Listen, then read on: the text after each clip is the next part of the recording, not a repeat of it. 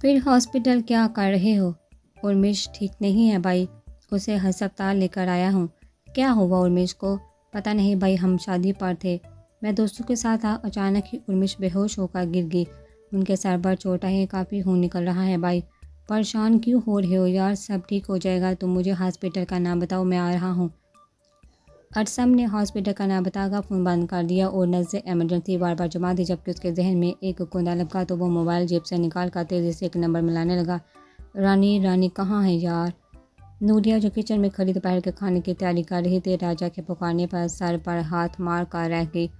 ये जनाब जिस दिन गार होते हैं ना तो खुद कुछ करते हैं और ना ही मुझे करने देते हैं। अब भी ज़रूरी कोई ना कोई नया बहाना तैयार कर रखा होगा मुझे बुलाने के लिए। वो बड़बड़ाती हुई किचन से निकल कर कमरे की तरफ चल दी। कमरे में दाखिल होते ही अंदर की हालत देखकर नूरिया का सर चकरा गया। जी क्या किया आपने? वो एक हाथ से सर थामती बिखरे हुए कमरे को देखकर चलाई, जहाँ हर तरफ बिखरे कपड़े किसी लंडा बाजार का मंजर पेश कर रहे थे। यार रानी, मुझे अपनी वो काली शर्ट नहीं मिल रही थी जो तुमने मुझे गिफ्ट की थी, बस वो ही ढूंढते हुए ये थोड़ा बहुत सामान बिखर गया।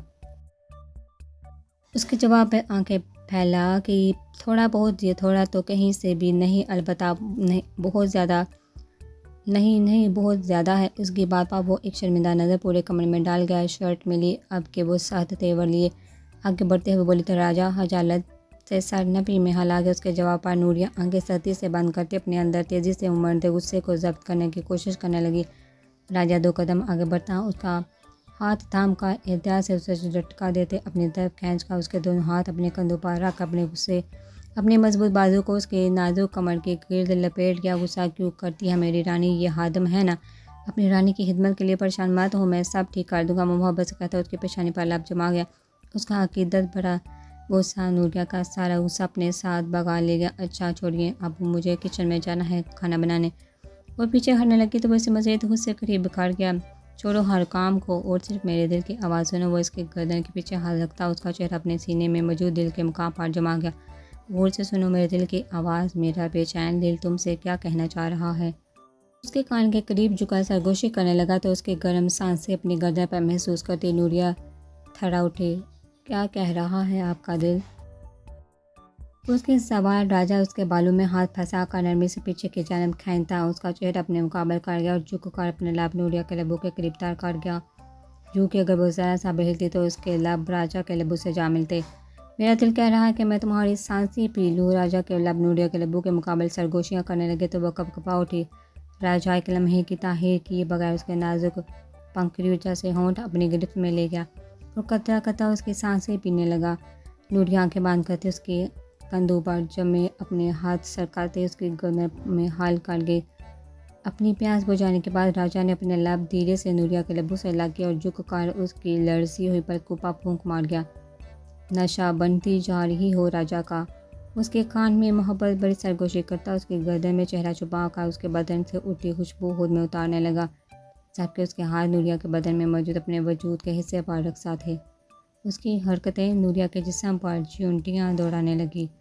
उसका जिस्म लड़ने लगा तो राजा उसकी गर्दन से अपना चेहरा उठाता धीरे से उसे खुद से अलग कर गया और एक तफसीली भरपूर नज़र उसके बड़े बड़े खूबसूरत जिस्म पर डाल गया। उसके वजूद का हिस्सा अपने वजूद में सजाए वो उससे पहले से भी ज़्यादा हसीन लगती थी।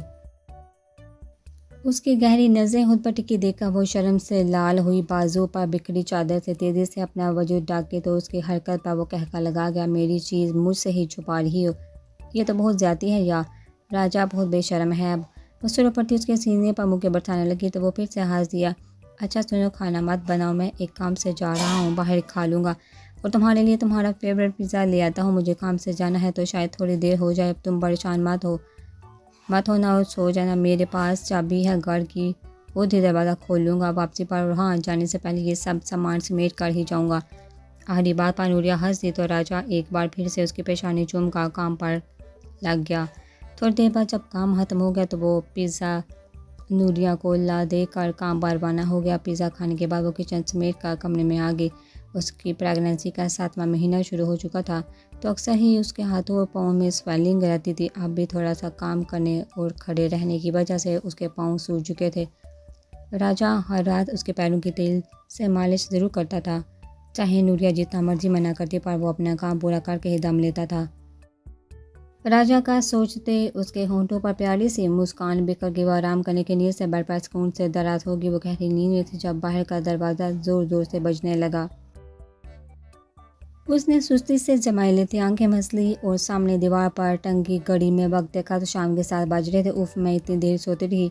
दरवाज़ा मुसलसल बज रहा था। वो चप्पल पैरों में अड़े से बाहर दरवाज़ा खोलने चल दी। उसने दरवाज़ा खोला तो सामने 14-15 साल लड़का आवाज़ भागता सा खड़ा था। भाभी जी जल्दी चलिए, गजब हो गया राजा जी, बाइक का एक्सीडेंट हो गया। उस लड़के के अल्फाज बिजली बन कर नूरिया पर गिरे थे। क्या क्या कह रही हो तुम? किसने कहा तुमसे? वो कामती हुई आवाज़ में बोली। उसे यकीन ही नहीं आ रहा था। मैं सच कह रहा हूँ भाभी जी, मोहल्ले के लड़के इन्हें अस्पताल लेकर गए हैं। अम्मा ने कहा आपको भी बता दूँ, आप जल्दी से चलिए मेरे साथ। वो नूरिया के आंसू से तर चेहरे को देखता अफसोस से बोला, तुम मुझे साथ ले जाओगे क्या प्लीज़? मैं बस चादर लेकर आती हूँ। नूरिया आंसू बहाती तेज़ी से कमरे की तरफ बढ़ गई और बेड पर पड़ी चादर उठाकर अपने गिर्द ओढ़ कर घर की चाबी पकड़ती बाहर आई। जहाँ वो लड़का खड़ा था, घर को ताला लगाने के बाद वो रोती हुई उस लड़के के साथ अस्पताल चल दी। वो साकत बैठी अपने हाथों में मौजूद इन कागजात के चंद टुकड़ों को देख रही थी जो उसकी ज़िंदगी का फैसला कर चुके थे। उसकी नज़रें पूरे सफ़र से हटकर सिर्फ 2 लफ्ज़ों पर थी, ब्लड कैंसर। ये 2 अल्फाज उस चांद से लड़की की ज़िंदगी का फैसला कर चुके थे। फिर वो रोती रोती एकदम मुस्कुराकर आसमान की तरफ सर उठा गई। या अल्लाह तेरी रज़ा में मैं राज़ी। ये अल्फाज उसके लबों से अदा हुए, साथ ही आंखों से बहते आंसू खुश्क हो गए। वो वाकई अल्लाह की रज़ा में राज़ी थे। वो सारे रास्ते रोती आई थी। अस्पताल पहुंचकर उसका दिल खूब की शिद्दत से तेज़ी से धड़कने लगा। रिसेप्शन पर राजा का पूछे वो एक कमरे की तरफ बढ़ गई। कमरे के सामने पहुंचकर नूरिया ने कांपते हाथों से दरवाज़ा खोला तो सामने ही बिस्तर पर वो दुश्मन जान सफ़ेद पट्टियों में जगड़ा पड़ा था।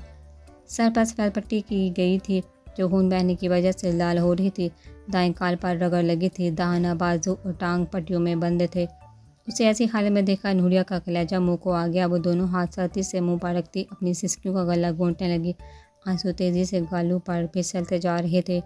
राजा जो कि आंखें बंद किए बेड पर लेटा था, किसी की मौजूदगी महसूस करता चूंकर एकदम आंखें खोल गया। उसकी आंखें सीधा इस मासूम लड़की से टकराई जिसमें राजा की जान बसी थी। रानी आ, उसे पुकारता एकदम ऊपर को उठा तो टांग में लगी चोट ने कड़ा निकाल दी। रिया दौड़कर उसकी तरफ लपकी और उसे सहारा देकर पीछे लटाने लगी। उसका सर सहाने पर सही से रखती वो पीछे हटने लगी तो वो उसकी कलाई थाम कर उसे हुस्न से नज़दीक कर गया।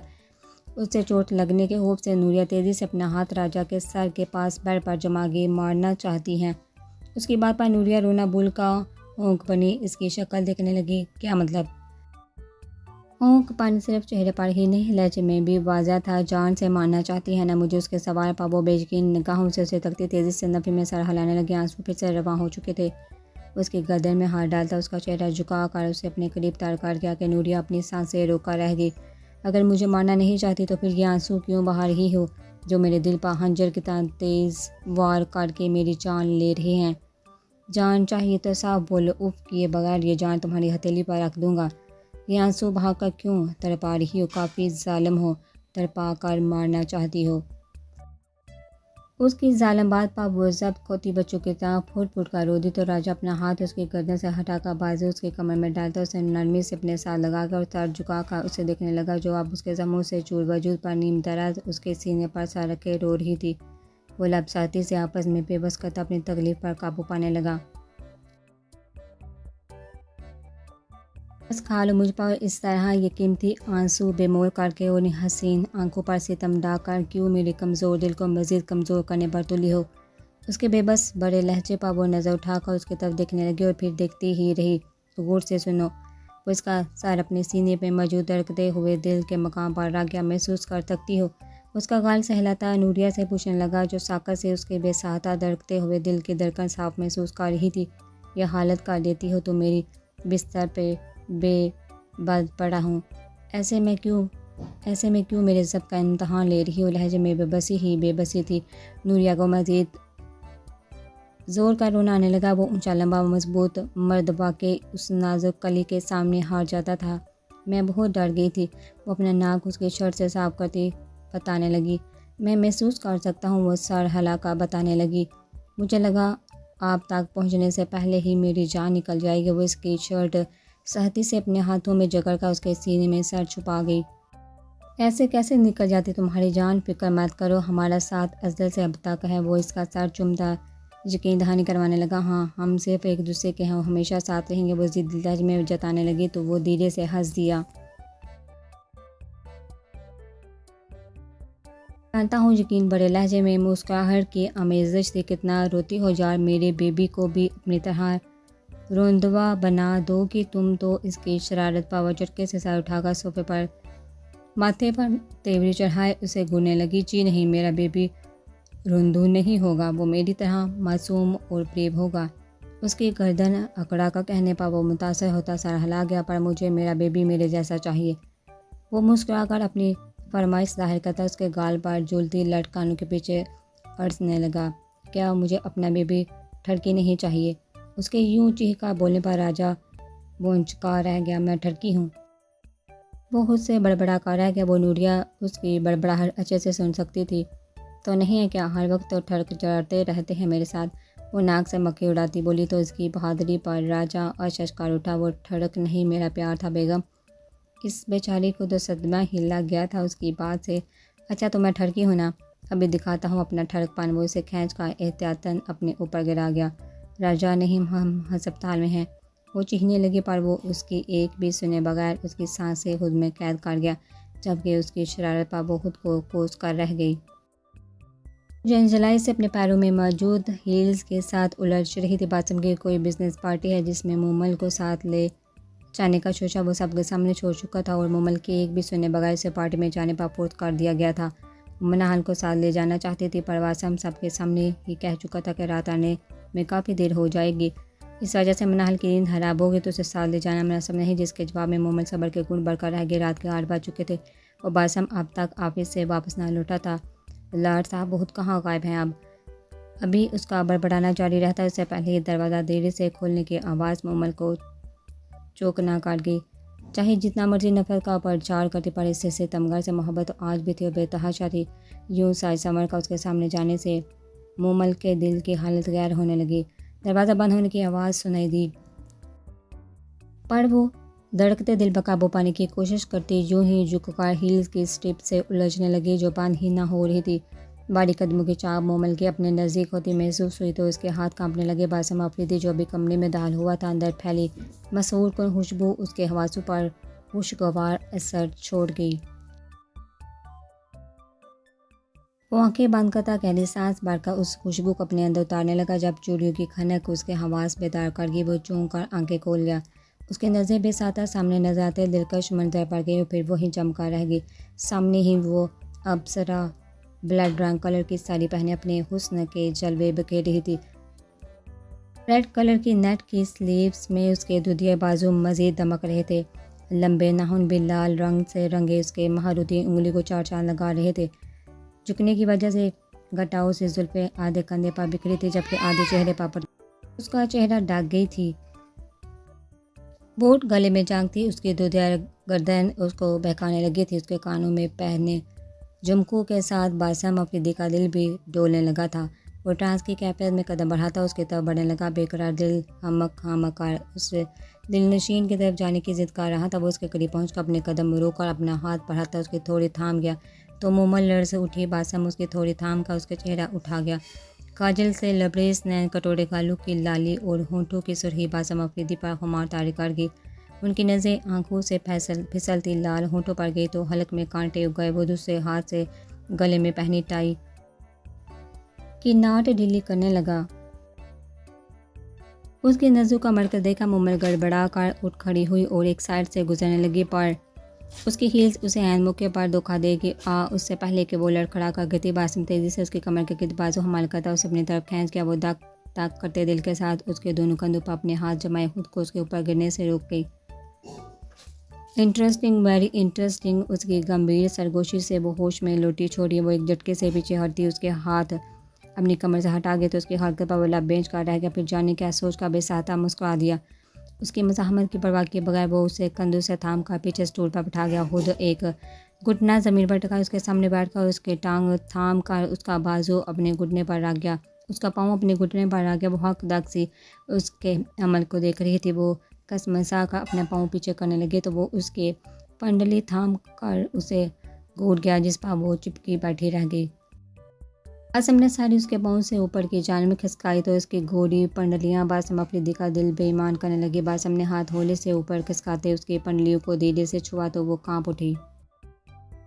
की सूरत पर तिरंगा बासम को मज़ीद कुछ शाही पर उकसा रही थी, पर वो जानता था उसके नतीजे में वो पड़क उठेगी, इसीलिए अपने दिल को थपकार चुप करवाने लगा। वो बारी बारी उसके दोनों पाँव में हील्स पहनाकर स्टेप्स बंद कर गया तो वो तेज़ी से उठती ड्रेसिंग टेबल के आगे जा खड़ी, जबकि वो इसकी पूर्ति देखता रह गया। घड़ी पर नज़र पड़ते ही उसे देरी का एहसास हुआ तो अलमारी के बाहर हैंग हुए कपड़े थाम कर बाथरूम की तरफ बढ़ गया। वो तैयार होकर बाहर है तो मोबाइल पर बैठी हाथ में पकड़े मोबाइल पर किसी से बात कर रही तो वो इसे एक नज़र देखता ड्रेसिंग टेबल के आगे खड़े होकर बाल हुश करने लगा। उसकी नज़र भटक उसके अप्सरा की तरफ ही जा रही थी जो उससे बेनियाज बैठी थी। एकदम उठी और सज कर चलती उसकी तरफ आई। उसका खूबसूरती से तराशा गया बदन एक दफ़ा फिर से बासम अफरीदी की आवाज़ सल्ब करने लगा। मोहम्मद उसे कुछ फासले पर खड़ी होती अपने मोबाइल उसकी तरफ बढ़ा गई। आप कॉल नहीं पिक कर रहे बड़े पापा की, ये ले बात करें। पार्टनर में कहती अपने मोबाइल उसकी तरफ बढ़ा के वो मोबाइल उसके हाथ से थाम कर कान से लगा गया तो मोबाइल ड्रेसिंग टेबल पर बिखरा स्मार्ट समेटने लगी। वो बात कर चुका तो कॉल बंद करके उसका मोबाइल अपने हाथ में घुमाने लगा। बोले तो कमरे के बस में खड़े अपने मोबाइल के साथ सरकश करते देखा, आंखें घुमाते उसके तरफ बड़ी अपना हाथ सामने फैला गई। उसकी शफाफ हथेली देखा, वो दिलकशी से मुस्कुरा दिया। बासम ने दूसरा हाथ जेब से निकाला और अपने सामने फैला। मोमल का नाजुक हाथ अपने मजबूत हाथ में पकड़ कर उसे ऊंचा करके घुमा गया। उसके घूमने से इस तरह के उसकी साड़ी का पल्लू भी उसके साथ रक्स करने लगा था। मोमल हैरान परेशान से ये सूरत हाल समझने से कासर थी। बासम ने मोमल को घुमा कर उसे अपने बाजू पर डाला तो मोमल चकराते साय के साथ उसका कॉलर दोनों हाथों में सर्दी से बोझ का आंखें सर्दी से मीच गई।